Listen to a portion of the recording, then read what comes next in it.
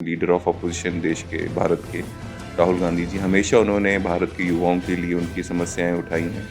बेरोज़गारी का इशू जो है सबसे ज़्यादा अगर किसी नेता ने देश में उठाया तो वो राहुल जी हैं। कुछ वैसी कंपनीज़ हैं जो एचआर कंपनीज़ ही हैं, जो सब बड़ी कंपनीज़ के लिए रिक्रूटमेंट का काम करती हैं, वो आ रही हैं। और डायरेक्टली जो कंपनीज़ बड़ी आ रही हैं, HDFC आ रहा है, एक्सिस बैंक आ रहा है, महिंद्रा आ रहा है, टाटा आ रहा है, फ्लिपकार्ट आ रहा है। काफ़ी आईटी की कंपनीज और काफ़ी बहुत कंपनीज आ रही हैं। जिस तरह से 2 अप्रैल को हमने राजस्थान में इसी तरह का जॉब फेयर किया था, तो 13,500-1400 युवाओं को जॉब मिली उससे। किसानों के साथ गलत इस बीजेपी सरकार ने करने की कोशिश की तो राहुल जी ने उनके लिए खड़े रहे, तो मोदी जी को वो कानून जो किसानों के खिलाफ थे उनको वापस लेना पड़ा। जीएसटी में स्लैब डालने की जब बात की राहुल जी ने, तो पहले तो उन्होंने जीएसटी गब्बर सिंह टैक्स बना दिया था, तो उसमें कुछ अमेंडमेंट्स किए क्योंकि राहुल जी ने ये आवाज़ उठाई थी। बेरोजगारी की समस्या लगातार बढ़ रही है। केंद्रीय राहुल गांधी है, नेता प्रतिपक्ष है राहुल गांधी, उन्होंने कई बार इसको लेकर लोकसभा में भी आवाज़ उठाई है। मेरे साथ यूथ कांग्रेस के राष्ट्रीय अध्यक्ष उदय भानु चेब जी हैं। दिल्ली के तालकटोरा स्टेडियम में एक बड़ा रोजगार मेला आयोजित होने जा रहा है। आइए उनसे बात करते हैं कि क्या उस मेले में रहेगा। जी सर। नमस्कार जी। 19 जून को हम एक बहुत बड़ा जॉब फेयर दिल्ली में तालकटोरा स्टेडियम में करने जा रहे हैं, क्योंकि हम राहुल जी का जन्मदिन केक काट कर या वैसे नहीं मनाना चाहते। हम यूथ के लिए, देश के लिए क्या कंट्रीब्यूट करना चाहते हैं, जितना भी हमारी कैपेसिटी उस हिसाब से, तो उस हिसाब से हम करना चाहते हैं। और हमारे जो नेता हैं, देश के जो नेता हैं, लीडर ऑफ अपोजिशन देश के भारत के राहुल गांधी जी, हमेशा उन्होंने भारत के युवाओं के लिए उनकी समस्याएं उठाई हैं। बेरोज़गारी का इशू जो है सबसे ज़्यादा अगर किसी नेता ने देश में उठाया तो वो राहुल जी हैं। लगातार सरकार की आंखें खोलने का काम किया कि आप थोड़ा तो यहाँ भी ध्यान दीजिए कि युवाओं को, भारत के युवाओं को रोज़गार कैसे मिले। वो अलग बात है सरकार इसमें कितना सक्षम रही कि नहीं रही। तो हम रोज़गार मेला लगाना चाहते हैं, जॉब फेयर लगवाना चाहते हैं, ताकि जितने लोग उस दिन आए उनको एक मौका मिले, एक फेयर चांस मिले। और उम्मीद करते हैं ज़्यादा से ज़्यादा लोगों को नौकरी मिले। और सिर्फ यही नहीं, पूरे देश भर में हम कास्ट सेंसस के ऊपर सेमिनार्स करवा रहे हैं, ताकि ये इशू जो राहुल जी लगातार सालों से बोलते आ रहे हैं, आज सच्चा झूठा सरकार मानी इस चीज़ को करने के लिए बीजेपी का सेंसस, तो वो इसलिए क्योंकि देश के नेता राहुल गांधी जी लगातार इस इशू को बना के रखा, उसको रेज किया। और राहुल जी ने कहा था कास्ट सेंसस तुम होके रहेगा। जिस तरह से अब बीजेपी सरकार भी करने में मजबूर है, वो परफेक्टली तो मुझे लगता है तभी होगा जब कांग्रेस की सरकार आएगी, लेकिन फिर भी इनको मानना पड़ा क्योंकि लगातार राहुल जी ने कास्ट सेंसस की बात की। ब्लड डोनेशन कैंप्स लगेंगे, मेडिकल कैंप्स लगेंगे। तो इस तरह से पूरे देश में जो है यूथ कांग्रेस काम करेगी, ताकि जो हमारे नेता हैं, जो देश के लीडर ऑफ अपोजिशन है, हमेशा वो उन लोगों की मदद करने की बात करते हैं जिनको दबाया गया है, उनकी आवाज़ बनने की काम करते हैं। तो अगर हमने नेता से, हम अपने लीडर राहुल जी से कुछ सीखा है तो यही सीखा है, तो मुझे लगता है यही सबसे सही तरीका होगा उनका जन्मदिन मनाने के लिए। तो कहाँ लगने जा रहा है जॉब फेयर और उसको लेकर क्या क्या आपकी तैयारी है? कितने युवा वहाँ आने की संभावना है? जॉब फेयर तालकटोरा में लग रहा है और मुझे लग रहा है कि पहले हमारा टारगेट था 140 कंपनीज आएंगी, लेकिन जिस तरह से रिस्पांस आ रहा है मुझे लग रहा है बहुत ज़्यादा कंपनीज आएंगी। 200 से ज़्यादा कंपनीज इस जॉब फेयर में आएंगी 19 तारीख को तालकटोरा में। और ऑनलाइन रजिस्ट्रेशन आज की डेट में 5,000 से ज़्यादा ऊपर हो चुकी है, और ऑफलाइन भी मुझे लगता है 8-10 हज़ार हो चुकी है। तो अगर इतनी रजिस्ट्रेशन है और कुछ लोग जो खुद भी आएंगे, इसमें हमारी दिल्ली कांग्रेस कमेटी जो है देवेंद्र यादव जी के नेतृत्व में, वो भी हमारी मदद कर रहे हैं, वो भी काफ़ी मोबिलाइजेशन करेंगे। पूरे दिल्ली में जो बेरोजगार यूथ है उनको कनेक्ट करके यहाँ लाएं ताकि उनको भी मौका मिले, तो उनकी भी मदद मिल रही है। तो मुझे लग रहा है काफ़ी ज़्यादा लोग आएंगे, तो अब वो वक्त ही बताएगा, लेकिन 10,000 से प्लस मुझे यहाँ तक मुझे लग रहा है आराम से लोग कौन सी आएंगे। ऐसी बड़ी कंपनी है, एक कोई बड़ी कंपनी जो आने वाली है इसमें? 160 कंपनीज की लिस्ट तो अभी तक हमारे पास आ गई है। उनमें से कुछ वैसी कंपनीज हैं जो एचआर कंपनीज ही हैं, जो सब बड़ी कंपनीज के लिए रिक्रूटमेंट का काम करती हैं, वो आ रही हैं। और डायरेक्टली जो कंपनीज बड़ी आ रही हैं, HDFC आ रहा है, एक्सिस बैंक आ रहा है, महिंद्रा आ रहा है, टाटा आ रहा है, फ्लिपकार्ट आ रहा है। काफ़ी आईटी की कंपनीज और काफ़ी बहुत कंपनीज आ रही हैं। अभी मोदी सरकार ने 11 साल पूरे किए और तमाम दावे किए हैं कि फला विकास किया है, ये विकास किया है, युवाओं को रोज़गार दिया है। आप क्या कहते हैं? देखिए, युवाओं को कितना रोजगार मिला है वो युवा जानते हैं, हम सब जानते हैं। आज की डेट में सबसे ज़्यादा बेरोजगारी हिंदुस्तान में है। पिछले 50-70 सालों में बेरोजगारी स्तर सबसे ज़्यादा बढ़ा है। और जो लोग जॉब कर भी रहे हैं, मान लीजिए एक इंसान जिसने पीएचडी की है और उसको उसको जो जॉब मिलनी चाहिए वो अंडर स्टैंडर्ड की जॉब कर रहा है। मतलब जिसकी तनख्वाह, जिसकी सैलरी 50,000 की होनी चाहिए, वो 10,000 की जॉब कर रहा है। तो अंडरग्रेड सैलरी है, जो काबिलियत से कम जो स्टैंडर्ड की जॉब कर रहा है। तो बेरोजगारी बहुत ज़्यादा है। और हमारे इस जॉब फेयर से हम नहीं कह रहे पूरे देश की बेरोजगारी दूर हो जाएगी, लेकिन हम ये कह रहे हैं कि जो हमारी कैपेसिटी है, जितनी हमारी क्षमता है, उसमें हम प्रयास तो करें। जिस तरह से 2 अप्रैल को हमने राजस्थान में इसी तरह का जॉब फेयर किया था, तो 13,500-1400 युवाओं को जॉब मिली उस दिन। तो 1400 घर, तो उनके घर तो रोजगार जाए, हमारा प्रयास है। तो उम्मीद है दिल्ली में इससे बहुत ज़्यादा हो, क्योंकि इस बार हमारी तैयारी बहुत ज़्यादा है और पिछले जॉब फेयर से बहुत ज़्यादा जो हमारी कुछ मिस्टेक्स रह गई थी हमने सीखी हैं। तो मुझे लगता है इस बार नंबर बहुत अच्छा होगा। राहुल गांधी लगातार युवाओं के बीच जाते हैं, चाहे वो दिल्ली की सड़कों पे हो या उत्तर प्रदेश की सड़कों पे हैं, युवाओं से मिलते हैं जो रोज़गार चल रहे, चाहे सैलून वाले हों या तमाम। तो आपको क्या लगता है कि इस तरीके के राहुल गांधी जिस तरह से युवाओं के साथ जुड़ रहे हैं, उससे आप लोगों को कुछ फ़ायदा होगा? बिल्कुल हो रहा है। और राहुल जी जिस तरह से युवाओं से जुड़ रहे हैं, लोगों से देश के लोगों से जुड़ रहे हैं, भारत जोड़ो यात्रा में लाखों करोड़ों लोगों से मिले, उससे हमें तो फायदा होगा, देश को फायदा हो रहा है। किसानों के साथ गलत इस बीजेपी सरकार ने करने की कोशिश की, तो राहुल जी ने उनके लिए खड़े रहे। तो मोदी जी को वो कानून जो किसानों के खिलाफ थे उनको वापस लेना पड़ा।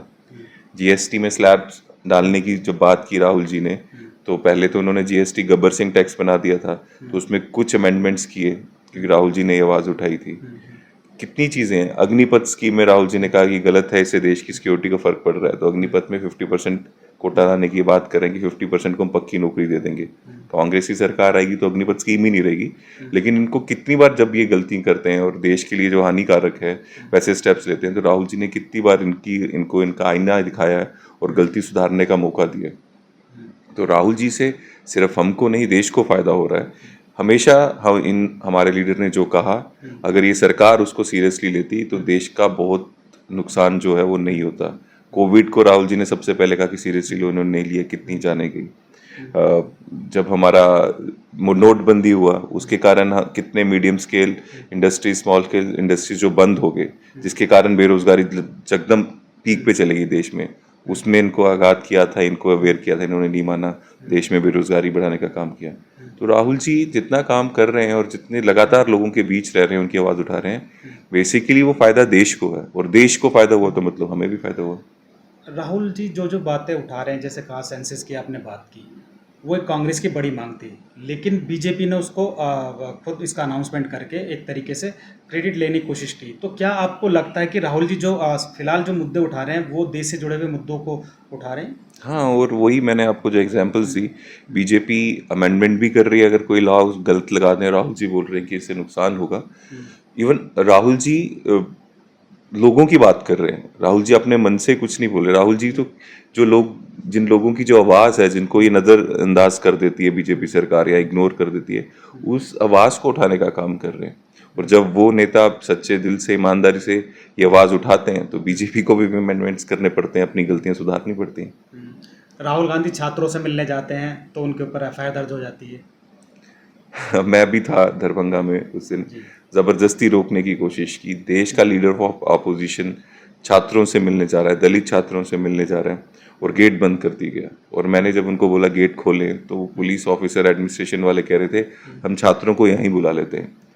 तो देश का जो लीडर ऑफ ऑपोजिशन छात्रों से मिलने जा रहे हैं, तो छात्रों को सड़क में लाकर सड़क से में आप उनका वार्तालाप करवाओगे? कैसा प्रशासन, ये कैसी सरकार, और इतना डरते क्यों हैं राहुल जी से? राहुल जी फिर भी गए, इन्होंने फोर्स लगाई, रोकने की कोशिश की, पर राहुल जी फिर भी गए, छात्रों से बात की, और राहुल जी को देख के छात्रों का उत्साह बहुत बढ़ा। उन्होंने अपनी सारी चीज़ें जो उन्होंने एक्सपीरियंस करते हैं या जो मुश्किलें हैं उनके साथ शेयर की, और राहुल जी ने उस चीज़ को उठाया भी। आप जम्मू कश्मीर से आते हैं, तो पहलगाम में जो अटैक हुआ उसके बाद काफ़ी सारी स्थितियां बनी, अब तमाम आरोप प्रत्यारोप लगे। आपको क्या लगता है कि वहाँ का यूथ अभी क्या सोच रहा है, किस दिशा में सोच रहा है? देखिए, सिर्फ पहलगाम का या कश्मीर का या जम्मू कश्मीर का नहीं, पूरे देश का यूथ एक ही चीज़ मानता है कि उनको अच्छे से रोज़गार मिलना चाहिए, अच्छी ज़िंदगी मिलनी चाहिए। और साथ ही साथ ये जो अटैक हुआ, ये अटैक में हमारे देश के लोग पहलगाम घूमने गए थे, निहत्थे लोग थे, उनको मारा गया, वो लोग वहाँ शहीद हुए। और वो किसने किया? पाकिस्तान से भेजे हुए मिलिटेंट्स थे। तो चाहे कश्मीर का यूथ हो, चाहे कन्याकुमारी का यूथ हो, हमारी सबकी एक्सपेक्टेशंस ये हैं कि उन मिलिटेंट्स को कड़ा जवाब दिया जाए, वो मिलिटेंट्स को ढूंढ के न्यूट्रलाइज किया जाए। और साथ ही साथ ये भी है कि जब हमने अटैक किया, तो जब एक बार अटैक हो ही गया था तो पाकिस्तान ऑक्युपाइड कश्मीर को भी वापस लाना चाहिए था। जब मिलिट्री के हौसले बुलंद थे, एयरफोर्स के हौसले बुलंद थे, तो ट्रम्प के कहने पे सीज फायर नहीं करना चाहिए था। अपनी आर्मी और एयरफोर्स पे विश्वास रखना चाहिए था। आपने पोस्टर भी आपके यूथ को कांग्रेस ने कोई पोस्टर भी लगाया था, क्या था वो पोस्टर?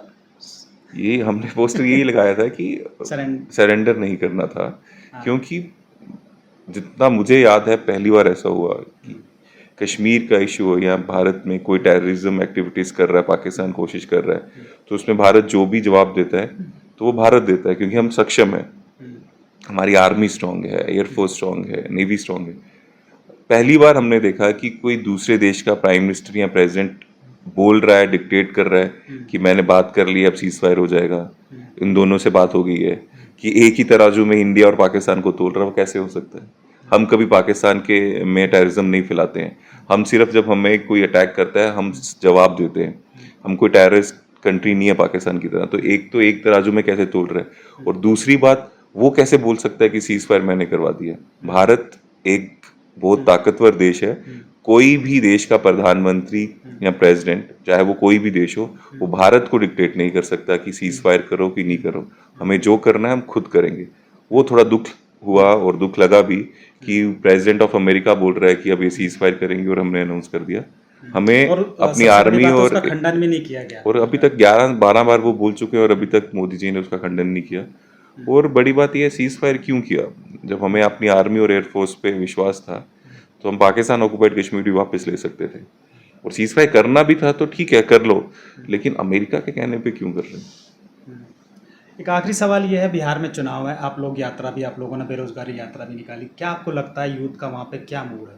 देखिए, बिहार वैसा प्रदेश है हमारे भारत देश में, यहाँ सबसे ज़्यादा पलायन होता है। 4 करोड़ से ज़्यादा युवा पलायन कर चुके हैं दूसरे प्रदेशों में, लेबर का काम या कुछ वैसा काम कर रहे हैं। वो इसलिए कर रहे हैं क्योंकि वहाँ पे रोज़गार नहीं मिलता। कोई भी इंसान अपने घर को छोड़ के दूसरे प्रदेश में जाकर काम करने की इच्छा नहीं रखता। सबका सपना होता है अपने घर में अपने परिवार के साथ रहे, वहाँ मेहनत मजदूरी करे, रोज़गार लेकर अपने परिवार वालों की, माता पिता की सेवा करे। लेकिन वो कितने मजबूर होंगे जो घर वालों को छोड़ कर दूसरे प्रदेशों में दूर दूर जाकर काम करते हैं, क्योंकि वहाँ रोज़गार नहीं है। तो यही इशू हम उठा रहे हैं कि बिहार के लोगों को भी कह रहे हैं कि जब ये लोग वोट मांगने आएंगे तो कभी धर्म के नाम पे, कभी जात के नाम पे वोट मांगने आएंगे। इनसे सवाल पूछिए कि आपने कितना रोज़गार दिया, आपने जो वादे किए वो पूरे किए? अगर इन्होंने वादे पूरे किए, जो इन्होंने वादे किए थे कि रोज़गार देंगे, तो आप इनको फिर से वोट दीजिए। लेकिन अगर इन्होंने 20-25 साल से वही कुशासन चली जा रहा है, वहाँ पे आपने देखा कितने गलत काम, रेप्स जो है बच्चियों के साथ हो रहे हैं, बेरोजगारी है। अगर इसमें कोई रोक नहीं हो रही तो फिर इनको धर्म और जात के नाम पे वोट क्यों देना है? इनका रिपोर्ट कार्ड मांगिए। अगर ये अच्छा काम नहीं कर रहे तो इनको बदलने की जरूरत है। बहुत बहुत शुक्रिया हमसे बात करने के लिए। तो ये उदय भानु चीफ जी थे, जो कि यूथ कांग्रेस के राष्ट्रीय अध्यक्ष हैं। तमाम तरह की बातें इन्होंने बताई बिहार चुनाव को लेकर, जो बातें कही, साथ ही साथ जो राहुल गांधी जिस तरह से लोगों के बीच जा रहे हैं उसका लोगों पर असर हो रहा है।